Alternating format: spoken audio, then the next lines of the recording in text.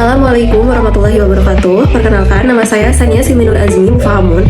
Di sini saya sebagai mahasiswi Universitas Terbuka dari Fakultas Keguruan dan Ilmu Pendidikan Program Studi S1 PGSD dengan NIM 859679636. Pada kali ini saya akan melakukan praktikum IPA terkait pencemaran lingkungan, yaitu pengaruh deterjen pada kecambah. Tujuan praktikum kali ini yaitu untuk mengamati pengaruh deterjen terhadap perkecambahan kacang hijau, sehingga kita bisa memahami tingkat toleransi tumbuhan terhadap limbah domestik seperti air yang sudah tercemar dengan deterjen. Setelah semua alat dan bahan sudah disiapkan, kita bisa langsung melanjutkan ke prosedur berikutnya, yakni dengan membuat larutan air deterjen 100% terlebih dahulu. Adapun caranya yaitu dengan mencampurkan 1 gram atau 1 sendok teh deterjen pada air kurang lebih 500 ml, lalu kita aduk, kemudian kita ambil setengahnya untuk dimasukkan ke dalam gelas yang bertuliskan label 100%. Lalu langkah selanjutnya kita bisa melakukan pengenceran dengan cara menambahkan air ledeng ke dalam larutan deterjen 100% tadi hingga menjadi 500 ml lagi. Lalu kita aduk, kemudian kita tuangkan separuhnya ke dalam gelas yang bertuliskan label 50%.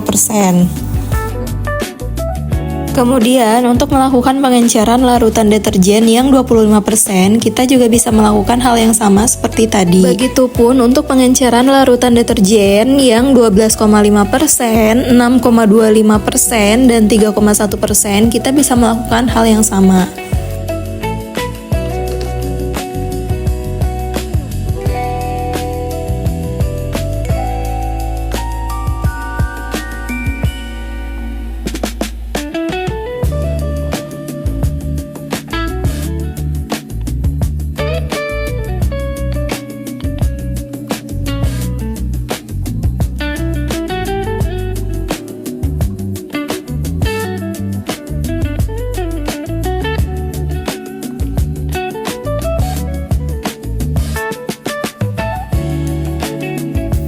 Lalu, untuk gelas yang terakhir, kita isi hanya dengan menggunakan air ledeng saja sebagai gelas kontrol. Dan jika semua gelas sudah terisi dengan air yang sesuai dengan label, selanjutnya kita bisa menyiapkan kertas tisu sebagai media tanam untuk kacang hijau nanti dengan meletakkannya ke dalam gelas yang sudah berisikan label juga.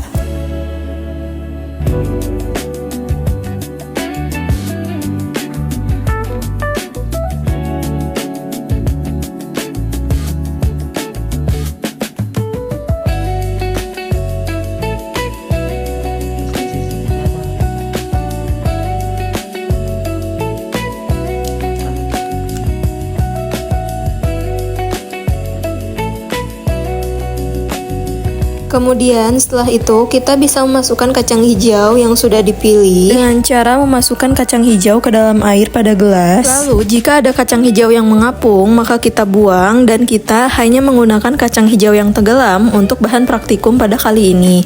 Masukkan kacang hijau ke dalam masing-masing gelas sebanyak 10 butir.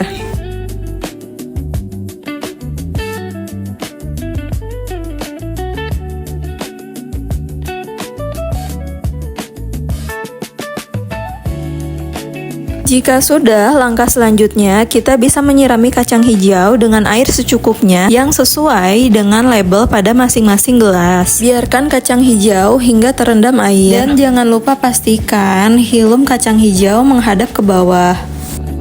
Jika semua sudah selesai, langkah selanjutnya kita bisa menutup semua gelas ini dengan kardus agar tidak ada cahaya yang bisa masuk. Kemudian, sebelum melakukan pengamatan, kita bisa menyimpannya terlebih dahulu selama 24 jam. Setelah 24 jam, kita bisa melakukan pengamatan terkait pertumbuhan kecambah dari semua kacang hijau yang ada pada masing-masing gelas. Di sini, kita bisa mengukur satu persatu akar kecambah yang tumbuh dari masing-masing gelas menggunakan penggaris hingga semuanya terukur.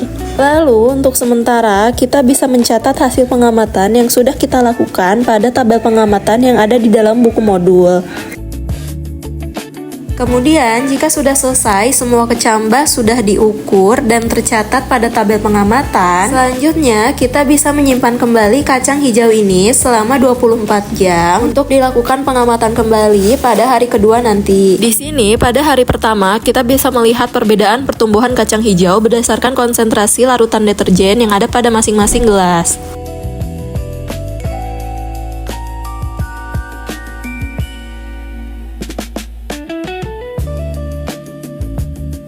Lalu tutuplah kembali semua kacang hijau ini dengan kardus selama 24 jam. Setelah 24 jam pada hari kedua, di sini saya akan melakukan pengamatan kembali untuk mengukur pertumbuhan yang terjadi pada kacang hijau yang ada di dalam masing-masing gelas. Setelah semua kacang hijau diukur satu persatu pada masing-masing gelas, lalu kita mencatatnya pada tabel pengamatan yang ada di dalam buku modul. Berikut hasil tabel pengamatan pertumbuhan kacang hijau pada hari kedua.